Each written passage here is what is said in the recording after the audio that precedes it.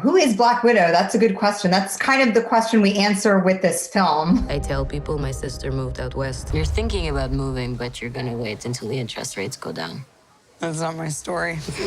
I would call her in some ways a gun for hire, although she's not, she was really groomed to work for an organization, and she's kind of been passed through this system for a very long time. Eventually defected from the Red Room and then ended up working for S.H.I.E.L.D., became an Avenger. And when we find her in this film, it's after Civil War, so the Avengers have disbanded. Any kind of sense of like family structure that she's known before is lost. And we find her in a time where she's really kind of on her own, and she's really then forced to kind of confront her past and the decisions and choices that were made for her, and make right some of the wrongs that have, plagued her in the past. Who is Yelena and what does she actually need the world to know? I don't know, other than she has to have her opinion voiced throughout the entire movie. Where we meet her in the movie, she's in some sense being her own person for the first time, and her sister is watching this happen. And to me, I just love, in amongst all of this amazing superhero-ness, you've still got that wonderfully annoying relationship between younger and older sister. And no matter what good Natasha does for the world, Yelena is there to poke her and be like, that's not good enough, that's not good enough. And I just loved how real that was. It was definitely fun to play. Okay, you got a plan, or shall I just stay duck and cover? My plan was to drive us away. Well, your plan sucks.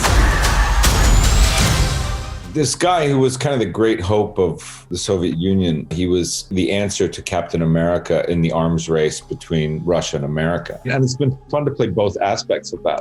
Jim Hopper very much is, and we set it up at the end of the season, he's very much the American. That's what they call him in the Russian prison. And so he goes over to Russia as the American. And so the take on that is very much like the 1980s American in the midst of the Cold War over in Russia. In Black Widow, I get to play the opposite. He's got Karl Marx written on his knuckles. I mean, he's a real devotee of the communist ideal. The movie takes place about 25 years past his prime.